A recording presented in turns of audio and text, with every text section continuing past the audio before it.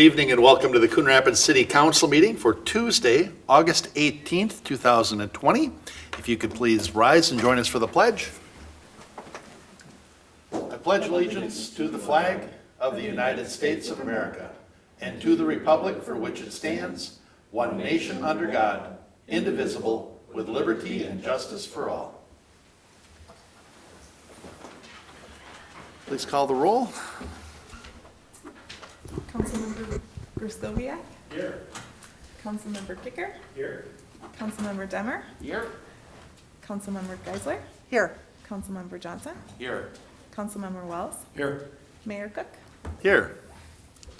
Nice job, that Grzylowiak just rolled right off, right? All right, first item on our agenda then is to adopt this evening's agenda. So moved. Second. Motion by Demmer, second by Wells. Any discussion? Hearing none, all in favor signify by saying aye. Aye. Opposed? And the agenda is adopted. And the first item on our agenda is to accept an award of excellence from Minnesota Recreation and Parks Association for Riverwind Park renovation. Is somebody here? Look at that. Yeah, hey gentlemen. Hey.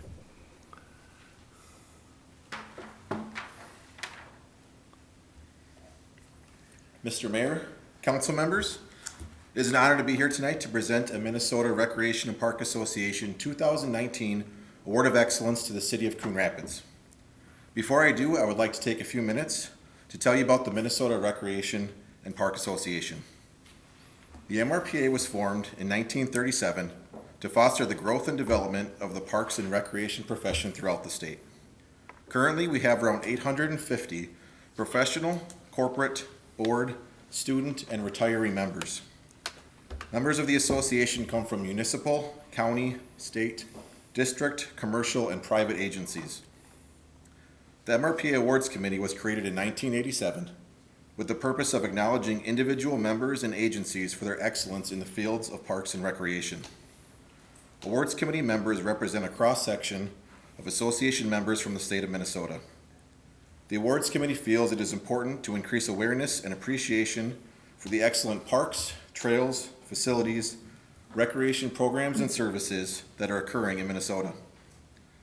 The Awards of Excellence is an annual program of the MRPA that was created to recognize agencies and staff for exemplary work and is proudly sponsored by our partner, Highway Federal Credit Union. MRPA members may nominate a project for an Award of Excellence in 6 different categories: administrative strategies, communications, parks and facilities, programming and events, sponsorships and partnerships, and volunteer initiatives. Nominations received are then reviewed, evaluated, and scored by awards committee members. Only the top scoring nominations are selected to receive an Award of Excellence recognition. On behalf of the MRPA Awards Committee, it is my pleasure tonight to present an Award of Excellence to the City of Coon Rapids for its Riverwind Park renovation project. The MRPA Awards Committee would also like to recognize Ryan Gunderson, who nominated the project for an Award of Excellence.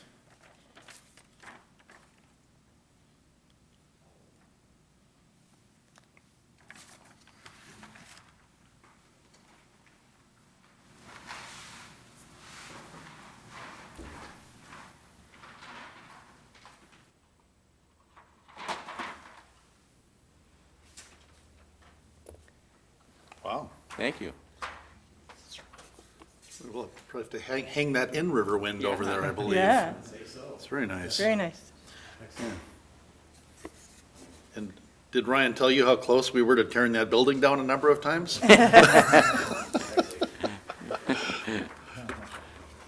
But we didn't. But we We did, saved it, and now we have vindication for it. and it is really nice. Yeah. Very nice. Awesome. Thank you very much. Thank you. So we don't have to do an action to receive that, we just received it, right? Yep. All right. Next item on our agenda is to approve the minutes of the August 4th meeting. Your Honor, Councilmember Kicker, I make a motion to approve the minutes of the August 4th, 2020 meeting. Second. Motion by Kicker, second by Demmer. Any discussion or corrections? Hearing none, all in favor signify by saying aye. Aye. Opposed? And those minutes are approved. And then we have the minutes of the August 14th meeting. Your Honor, Councilmember Kicker, I make a motion to approve the minutes of the August 14th, 2020 meeting. Second. motion by Kicker and second by Demmer. Any discussion or corrections? Hearing none, all in favor signify by saying aye. Aye. Opposed? And that, those minutes are approved. We have 5 items on our consent agenda this evening. And the first one, which is actually item 4 on this evening's agenda, is to accept the closed meeting summary for the city manager's annual review. On July 21st, the city council held a closed meeting pursuant to Minnesota statute for the purpose of conducting the city manager's performance review. In attendance at this closed meeting were Mayor Cook, all council members except for Councilmember Demmer, who wanted to be there, but we couldn't zoom into a closed meeting, and city manager Matt Stemwedel. During the closed meeting, the city council reviewed the city manager's accomplishments and performance over the previous year. Mr. Stemwedel's compensation package was also discussed, and due to current economic conditions and limitations with the state's local government salary cap, Mr. Stemwedel did not request any changes to his compensation. And so we look to, the city council accepts this summary for the closed session held on July 21st, 2020, pursuant to Minnesota Statute 13D-05 Subdivision 3.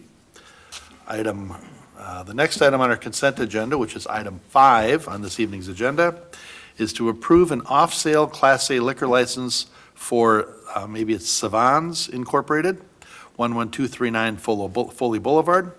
Savans Incorporated has purchased the liquor business and property at 11239 Foley Boulevard Northwest from J&K Varl Incorporated. The investigation and license fees have been paid, and the certificate of liquor liability insurance has been submitted. The police department is currently conducting background investigations on the applicants. The issuance of the Class A off-sale liquor license is contingent upon successful background investigations and the approval of the Minnesota Department of Alcohol and Gambling Enforcement Division. So what we are looking to do tonight is to approve a Class A off-sale liquor license for Savans Incorporated, doing business as Coon Rapids Liquor, 11239 Foley Boulevard Northwest, conditioned upon successful background checks and final approval by the Minnesota Alcohol and Gambling Enforcement Division. And the next item on our consent agenda, which is item 6, is to receive the mid-year gambling expenditure report. Staff has received and reviewed the semi-annual reports for January 1st through June 30th, 2020, showing gambling expenditures within the city of Coon Rapids and trade area for the 7 organizations at 15 locations.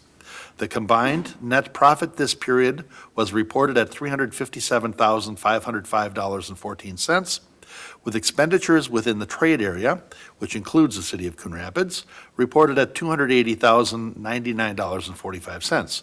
The reported combined expenditures specifically within the city of Coon Rapids was $264,778.62.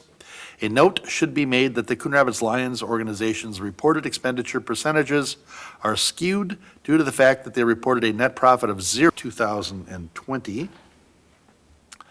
Next item on the consent agenda is item 7, and that's to approve the final payment to North Pine Aggregate Incorporated for Project 19-12 Port Riverwalk grading. The change orders were for additional concrete debris removal, screen rental, screened concrete removal, as well as buried tree disposal, dewatering pond number 200, pond liner, and retaining wall work. So we're looking to approve the change orders and the final payment to North Pine Aggregate Incorporated in the amount of $19,432.52 for Project 19-12 Port Riverwalk grading. And then item 8 this evening, which is the last item on our consent agenda, is to approve a temporary on-sale strong beer and wine liquor license to Coon Rapids North Star Lions for a military softball tournament at Sand Creek Park.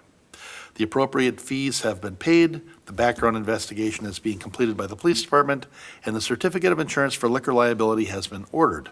The temporary on-sale strong beer and wine liquor license will be valid from 8 a.m. to midnight from September 11th through September 13th, 2020. Approval of the temporary on-sale strong beer and wine liquor license is contingent upon a successful background investigation and the submittal of a valid certificate of insurance for liquor liability. So we are looking to approve a temporary strong beer and wine liquor license for the Coon Rapids North Star Lions for use at a military softball tournament to be located at Sand Creek Park, 1008 Northdale Boulevard on September 11, 12, and 13, 2020, contingent upon a successful background investigation and submittal of a valid certificate of insurance for liquor liability. And that is our consent agenda. Your Honor, Councilmember Johnson. I would move acceptance, approval, and receipt of the 5 items on the consent agenda. Second. Motion by Johnson and a second by Kicker. Discussion? Your Honor, Councilmember Wells. regards to charitable gambling, I've had 2 different groups approach me about 2 different questions in regards to the city's policies on charitable gambling. And to be honest, I don't advocate for either one of their positions. I wouldn't change. But I think it's probably been a while since we've addressed it, and maybe we could throw it on a workshop, or even maybe if we're content with our policies, just kind of reinforce that by sending these organizations that we're not interested in changing. I mean, some of them I think would be detrimental overall. For example, to change the policy of limiting three locations to make it open season where, in theory, one person could have 9 and the others could be, zeroed out. And I certainly wouldn't be for that. But, like I say, 2 different organizations have had questions about how the city governs these, and maybe worth taking a look at. Okay, thank you. Any other discussion? Your Honor, Councilmember Griscoviac? regarding consent agenda item 7, the final payment to North Pine Aggregate for Port River Rock, just wanted to maybe a clarification from Mr. Himmer on this. When we entered into that agreement, it was for considerably less work, it didn't include all that extra grading and those change orders, and that Centra would reimburse us at time of closing. So the time of closing came, and I'm sure we were reimbursed. Were we reimbursed for this entire amount that's on us today, or was it just the first portion, the 1.5? Councilmember Griscoviac, Council, we were only reimbursed for the costs incurred to date. We retained some funds in an escrow for what was due. We continue to track that. Centra has agreed to pay all of this in writing, so whether it's still in escrow or we need to kind of resolve things through the Phase 2 work, because there's still some items in the Phase 2 infrastructure that's going on now that are attributed to the grading piece. So of the total of 1.9 million that is on here, the city did commit 50,000 to that for some debris removal that was above and beyond. But that entire amount minus 50,000 would be all Centra's responsibility, and then there's a little more coming in the Phase 2 work that the city is currently undertaking. So is there a timeline on when we get reimbursed the other approximately 400,000 then? Well, what we have to do is prepare all the documents, provide them with an invoice, all of the final quantities now that the final pay has been completed. So we'll have to process through that and provide that information. And we continue with this phase of, here's some items that are coming up that should have been part of Phase 1 or part of the grading package. And they would respond, yes, we agree that that's our portion. So we just have to wrap it up in a nice little bow and send all the information over for them to review finally, and then we would be reimbursed. All right, appreciate that. I know there was extra work done, and I just wanted to make sure the agreement was in whole, that would be reimbursable as well. So, thank you. All right.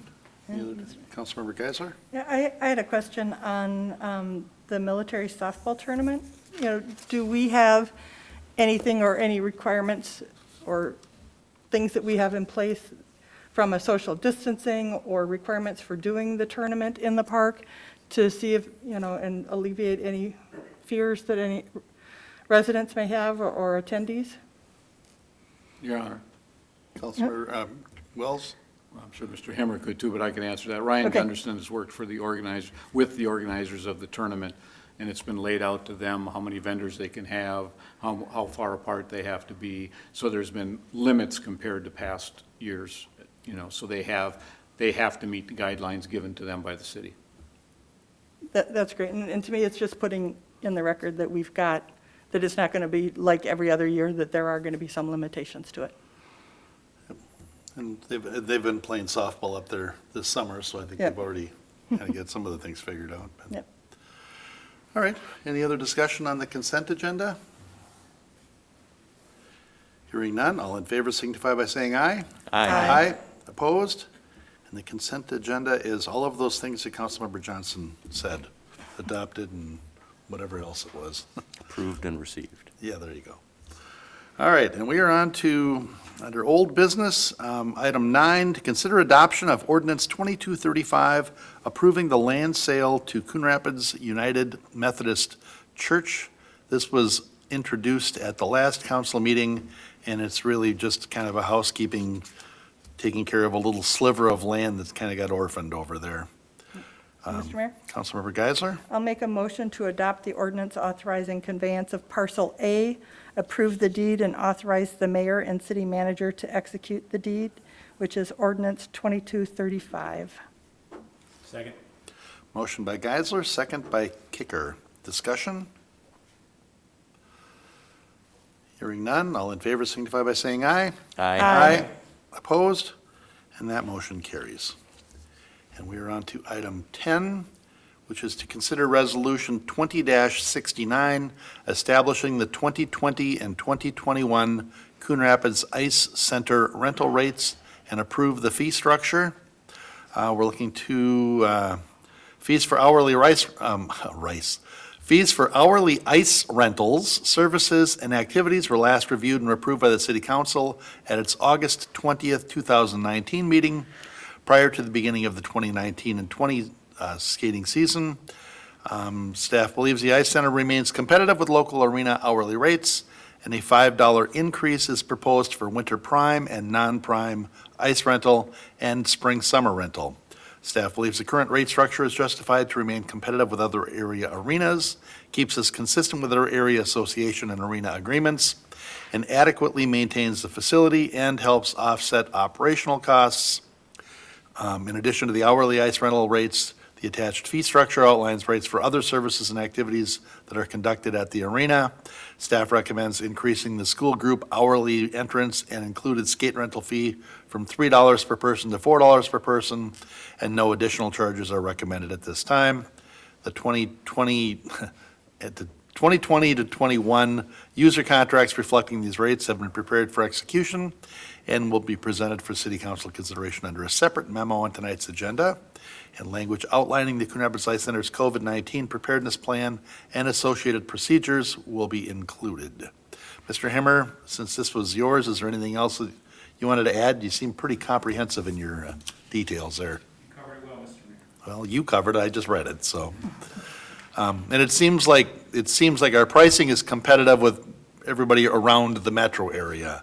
It seems when you get out to greater Minnesota, the rates seem to drop a little bit, but we're competitive with our market anyway. Council, any questions, or somebody want to move this? Councilmember Griscoviac? Before we move for this, there just seems to be one maybe clarification in that fee structure. There seems to be one anomaly. There was this $5 increase on all the rates, but there isn't that increase for the winter prime for Coon Rapids Youth Hockey Association. Was that correct, or is that just a print? Councilmember Scovia, Council, yes. We have had a situation where Coon Rapids Youth Hockey was kind of being, they were always at a lower rate, and they were being brought in and tiered in over a period of time. Same thing with the Minnesota Blue Ox. So in 2021, 2022, they'll all be back to a single rate, and we'll maybe redo the contracts. The only difference would be, cleaning, locker rooms, that sort of thing. But all the rates will be equal in 2021, 2022. Okay, that makes sense to me. I just thought maybe that was an error in that fee structure table. I'm good. Thanks. All right.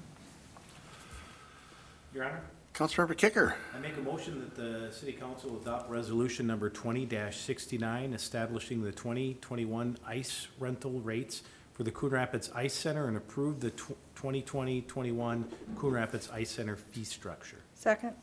Motion by Kicker, second by Geisler. Discussion? Hearing none, all in favor signify by saying aye. Aye. Opposed? And that motion carries. And then the subsequent is item 11, consider approval of the 2020-2021 Coon Rapids Ice Center user contracts and the attached user agreements between the city and Anoka Hennepin Independent School District Number 11, Coon Rapids Youth Hockey Association, and the Minnesota Blue Ox are submitted for city council's consideration, and the agreements are consistent with those approved in previous years, with the exception of updated rental rates that we just approved in the last agenda item.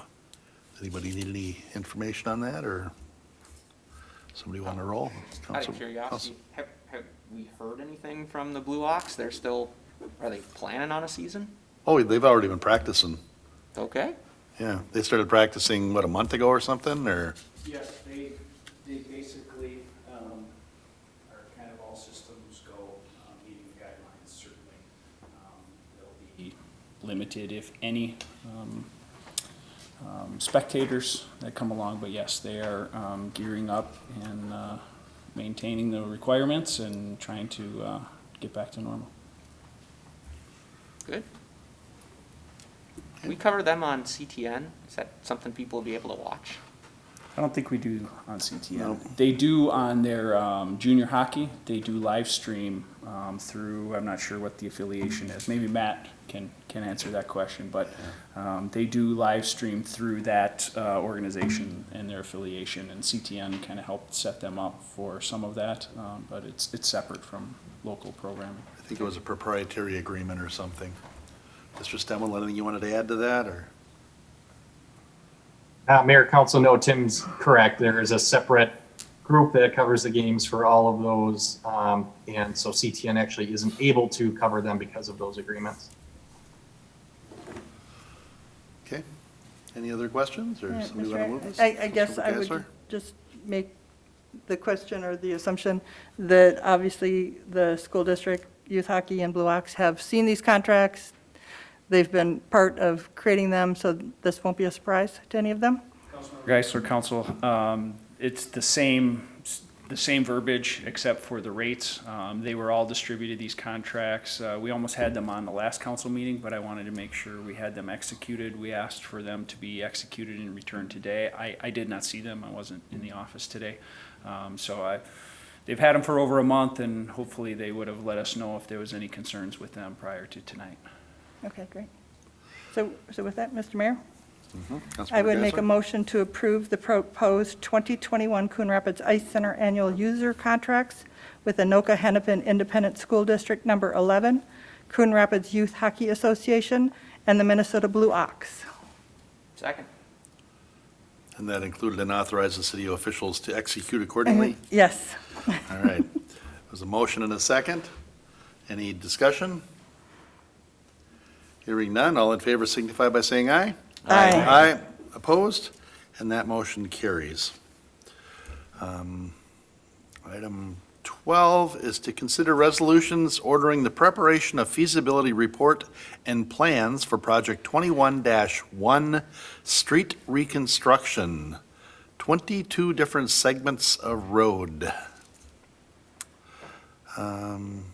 which consists of approximately 3 miles of residential streets. Mr., we already had a presentation on this one, right? Mr. Didn't we? Hanson gave it to us, I believe. I'm not sure if it was here, though. Mr. Mayor, Council, That's a work we session. did discuss this in work session, probably. Oh, was that where it about was? 2-3 weeks ago, just to give you a flavor for the types of projects we were gonna have going this year. There will not be a state aid project. We're gonna get back in line with our advanced funding on those. So we've consolidated 2 larger neighborhoods, one in the north central part of town, the other one kind of south central, south of the railroad tracks, and also kind of in the southeast area down by Mason Park. 2 projects have some considerable water main replacements, so there are some costs and probably a longer construction season for those folks. But about 6 miles, 6.5 miles of all local roads this year. For the And two so- projects. Yeah, what you'll get next will be the feasibility report, which will talk about assessments, the assessable properties, the estimated costs, all of that will come back to you after we do some neighborhood meetings with folks, let them know what's going on, and try to give you all the information at the next round, which would then be looking to authorize the project for bid. And you know, we're not even done with 2020, and we're already talking 2021, so it's right around the corner. Sure. So at this point, none of them have received their notifications yet. They'll all receive the cards and the information later then. Yes, Mr. Mayor, that'll probably happen October, and we start the meetings probably in November.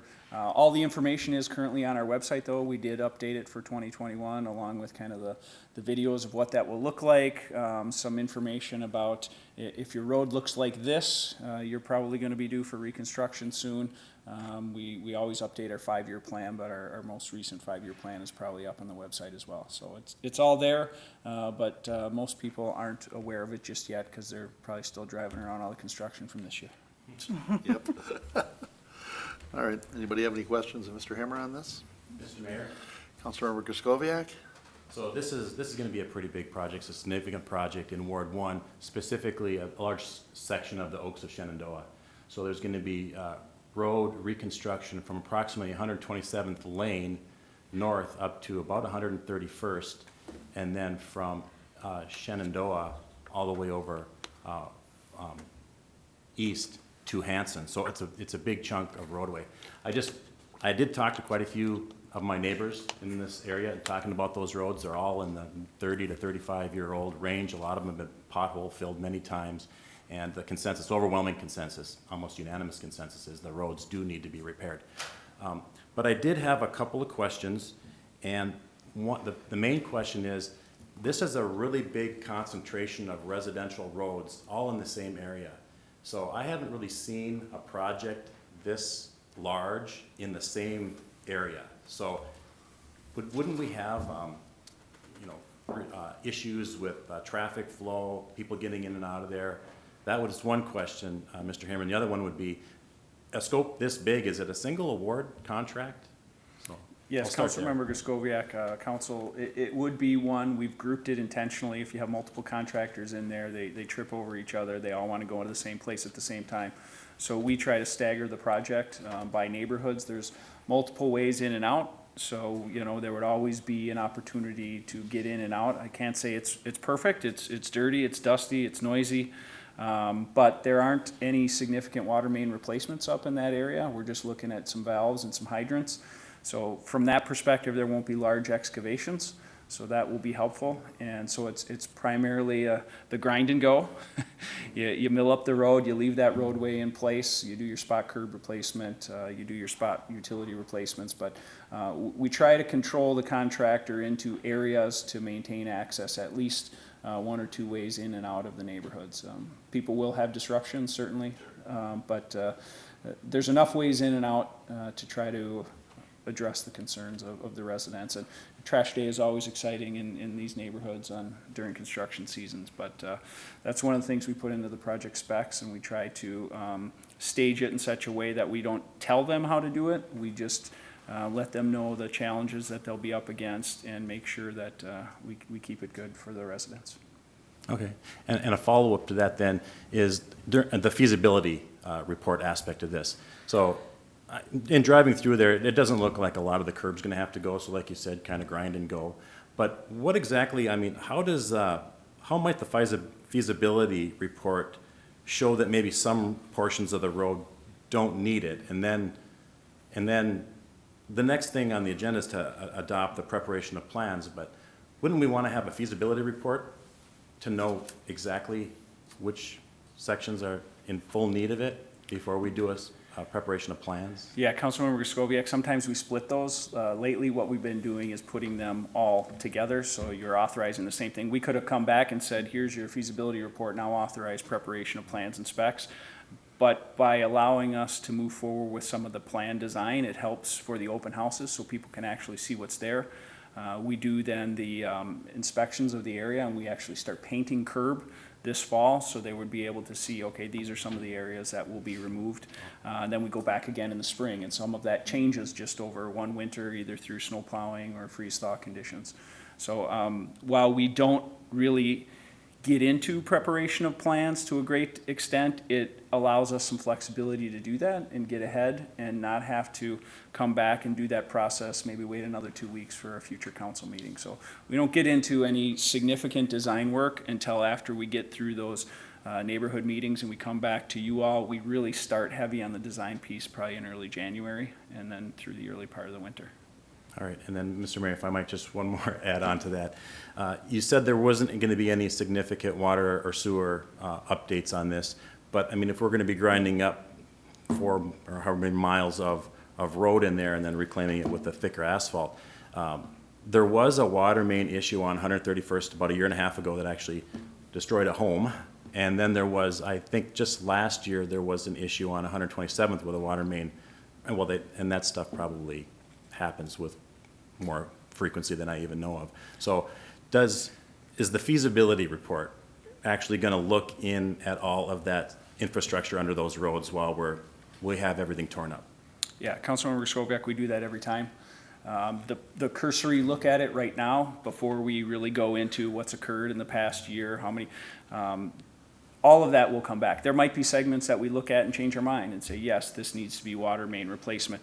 The ones that I'm aware of and the 2 that you allude to, there was actually a few more than that, were primarily valves, just the bolts on the valves and not necessarily a water main itself. The other one was an old stub for a roadway right-of-way that was supposed to potentially go through, and so the end of that plug blew off. So it wasn't the infrastructure itself, the pipes, it was the services and the bolts that were problematic. But we'll go through that all again. That's what you'll find in the feasibility report. That's when we come back and have estimates on what amounts of curb are going to be done, how much water main, the areas of sanitary sewer, stormwater, and have a much better idea of the scope of the project. And then through the next few meetings with the residents, then we start to get into the smaller details of invisible fencing, landscaping, those sort of things. Okay, that sounds good. Thanks for all the answers there.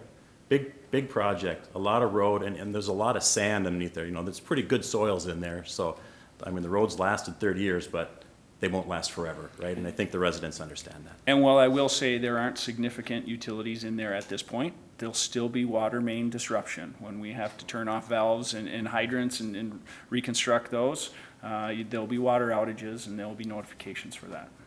Thank you. Mr. Hammer, since you're just doing spot curbs, does that mean you don't have to mess with the mailboxes? It all depends on where the spots are, Mr. Mayor. Okay, because I was, when you started looking at that scope of the project, I thought, man, if they had to start moving all those mailboxes like they do often, I don't even know where they would put them all, but. In most instances on our local roads, mailboxes remain in place. We might have to do a few temps. In some of the larger areas with water main replacement, we group them in a location and work with the contractor and the post office to put them in a spot that's going to be outside of construction. But for this one, there may be a few temp mailboxes needed, but for the most part, we try to work around them. Okay, thank you. Anybody have any more questions, Mr. Hammer, or somebody want to move this? Your Honor, Councilmember Kicker? I make a motion that the city council adopt the following resolution necessary for project 21-1 as part of the 2021 street reconstruction program. Adopt resolution number 20-1 sub 3 ordering preparations of feasibility report, and B, adopt resolution number 21-1 sub 6 ordering preparation of plans. Second. Motion by Kickers, second by Griscoviac. Discussion? Hearing none. All in favor signify by saying aye. Aye. Aye. Opposed? And that motion carries. And once again, consider resolutions ordering preparation of feasibility report and plans for project 21-2, street reconstruction. This is another 21 streets and a little bit different area of town.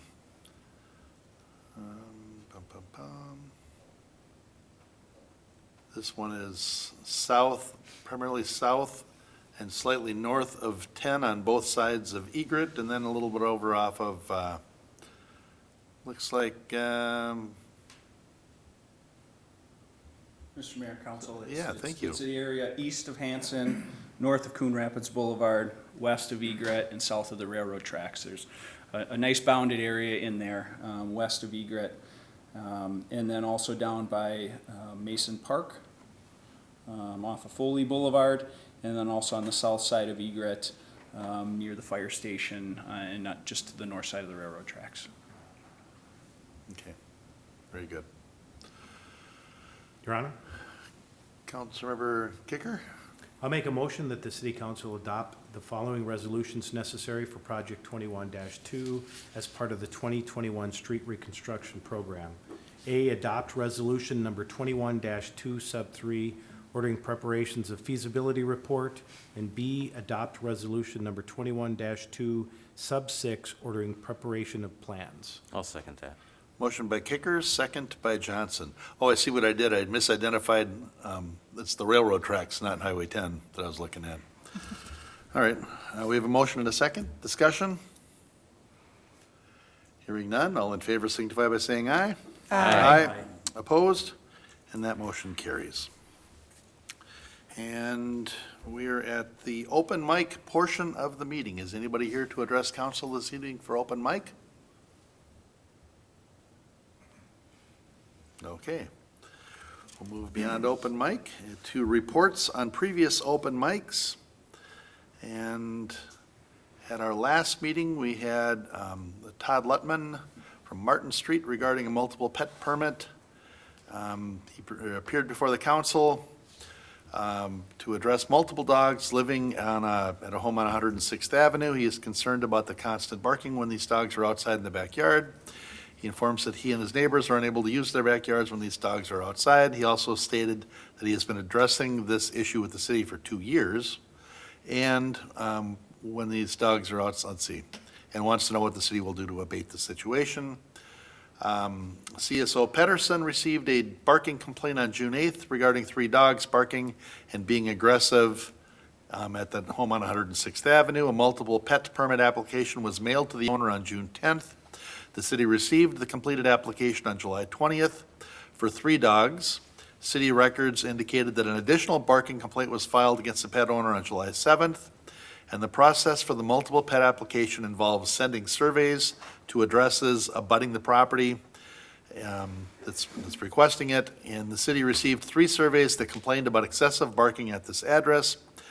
Due to the COVID-19 pandemic, the city has suspended hearings by the multiple pet committee to review the application, and the city has been issuing renewals and new multiple pet applications with conditional permits instead.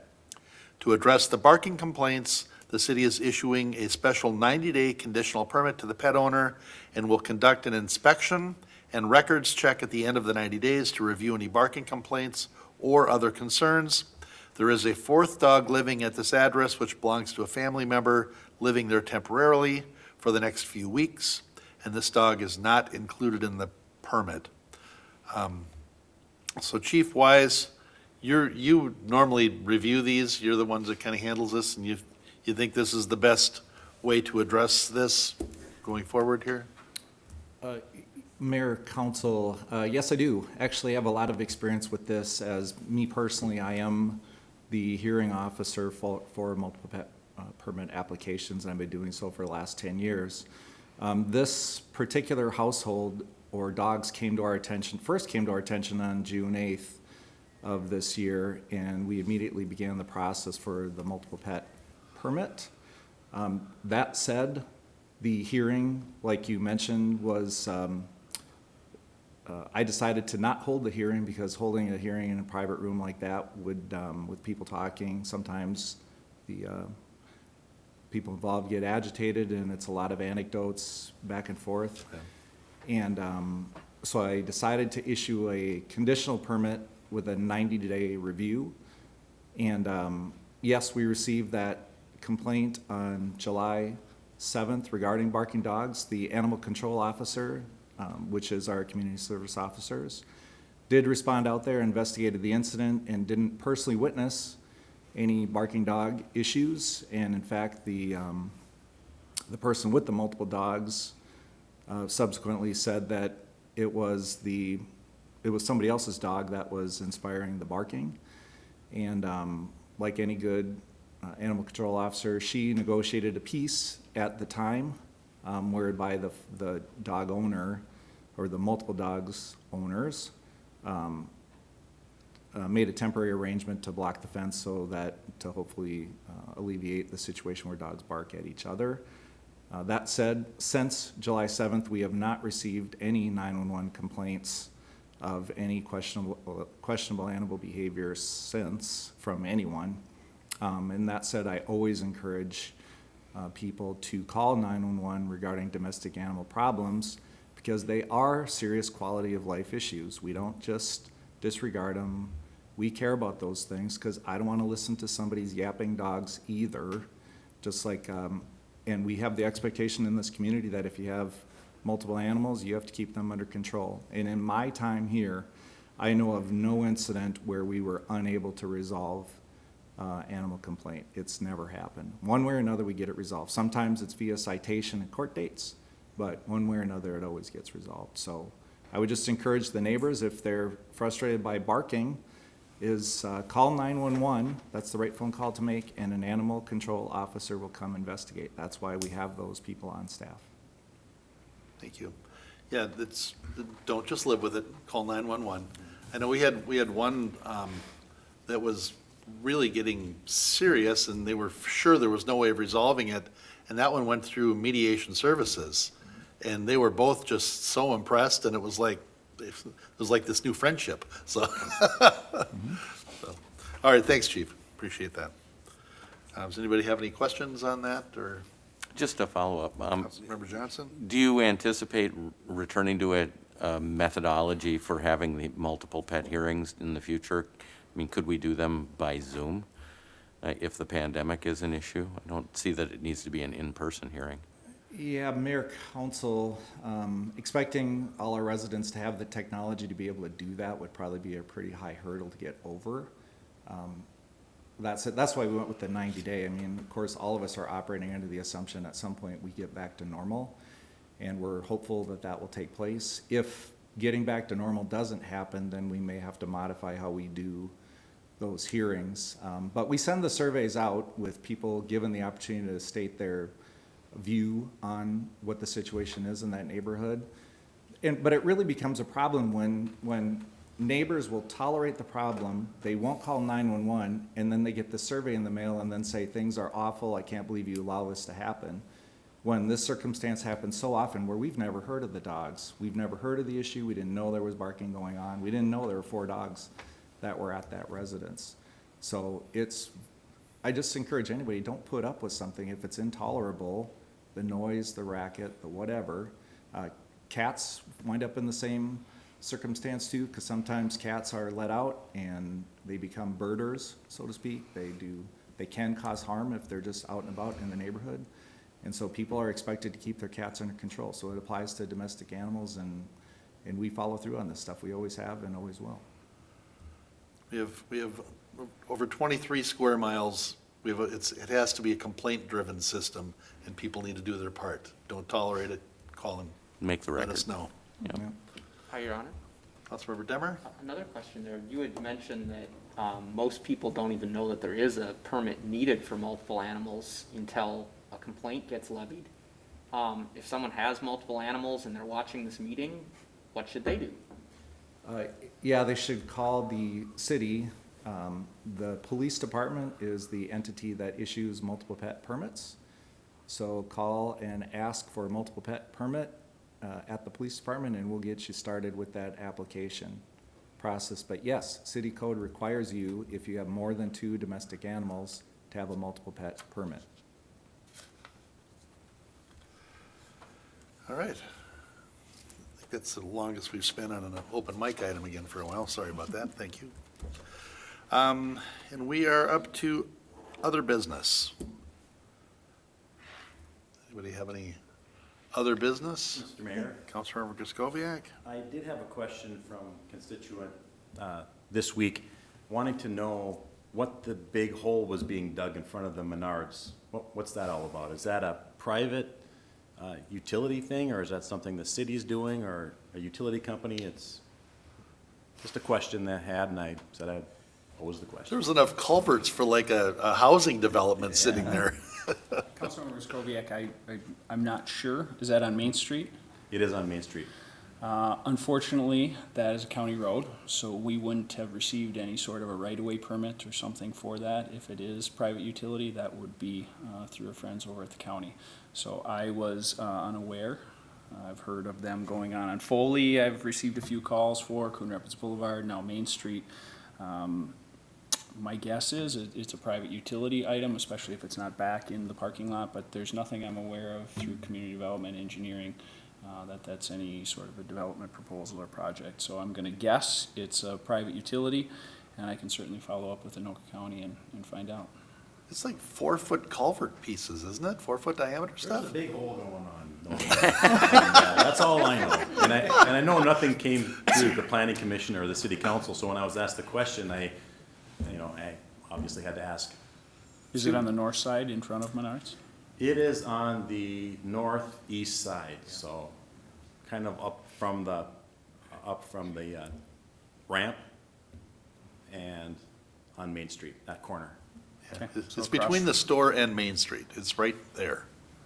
All right, we'll do a little research, figure it out. All right. You'd Thank you. think they'd have to have a permit for that. You would think. Or they just I tell would, us. but it's Anoka County, so maybe we need to be a little better at sharing our right-of-way permit information. And that's a good point. I can reach out to Anoka County too and get that answer if you don't get it before I do. I bet you do get it before me, but we'll see. Go. Thanks, Tim. All right. Okay, other business to come before council. Mr. Mayor, I think Member Scovia or Geisler? we had a loss in our police department, and I think we'll ask Chief Wise to recognize. Councilmember Geisler, unfortunately, I'm coming with a heavy heart.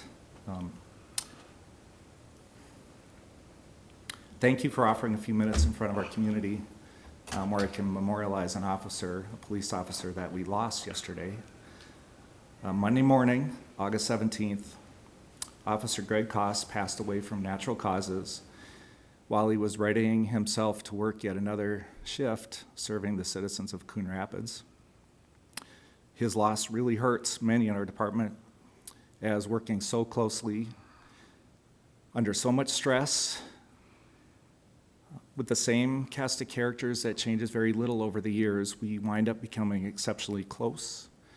In many ways, we become like a family, sometimes even when we'd rather not. Greg Koss was hired as a community service officer on August 29th, 1988, and was promoted to sworn police officer on August 18th, 1991, exactly 29 years ago today. While I'm proud and honored to work with the best police staff here in Coon Rapids I could ever imagine, Greg Koss, and I'm sincere when I say this, truly was among the best officers I've ever known. Although we worked many specialty assignments, his passion was always with patrol work and responding to calls for service. What made him successful is that he brought a kind heart, he brought a listener's ear, he brought skilled negotiation skills, and he brought a firm hand only when a firm hand was absolutely necessary. He's exactly what you would hope for in a police officer serving your community. I pray for peace in his partner Shannon, his son Noah, who next week starts as a police officer for the city of Mankato, his daughter Lauren, the rest of his family, and his many, many close friends here, both at CRPD and at agencies that surround us. And I do want to highlight that the city of Coon Rapids has graciously lowered its flags to half-staff this week until his funeral in honor of his work here. I know that his family and our officers are humbled by the gesture. Greg was 53, 20 months shy of retirement. Godspeed, Greg Koss. Thank you. Your Honor. Thank you, Chief. Councilmember Wells? Obviously, I've known Greg a long, long time. I'd like to thank Chief Wise for his leadership during this incredible, difficult time, and just like to reiterate, I can't say it as well as he did, but, you know, if you had a 16-year-old daughter in a car accident, you'd want Officer Cost to be the one comforting her. You know, if your wife called because there was a prowler outside, you'd want Officer Cost to be the one to show up. He just had that effect on people, and just a great, great man, good family man. I happen to have gotten to know his parents real well. Unfortunately, his dad passed away, but his mom, I just saw her recently, and my heart bleeds for her also. Just a wonderful family, and like Chief Wise said, you know, this hasn't happened to the Coon Rapids Police Department, and the department's hurting, and I get that. You know, you do become a big family, and again, just God bless Greg Koss and his family. Thank you. Thank you, Chief. Yeah, I only met Greg a couple times. He seemed like a really awesome officer. The sadness and the amount of social media, I mean, this guy left a very large hole, and it's, yeah, quite a loss for our community and especially our police department. I saw tributes from all the surrounding police departments, so his reputation was stellar and speaks very well of not only our department, but also Greg himself and the mark that he made on officers, especially the younger officers. So thank you for that. Thank you, Chief. All right.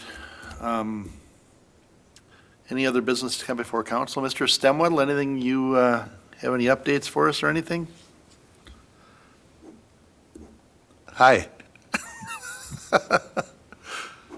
Mayor, Council, thank you. I don't have any specific updates. I would encourage folks to continue to check out the Wednesday afternoon farmers market. It's one of the few weekly activities we have going right now. And then finally, I just would like to echo Chief Wise's comments about officer costs. You know, as city manager, you don't get to know a lot of the officers very well, but certainly you do get a feel for who they are and what they're all about. And certainly Greg stood out as someone whose reputation preceded him as someone with high standards and just well loved by everybody. And so he will be missed by all. Thank you. All right. Any other business to come before council this evening? Okay. Move to adjourn. Second? Motion by Demmer, second by Kicker to adjourn. All in favor signify by saying aye. Aye. Aye. We're adjourned.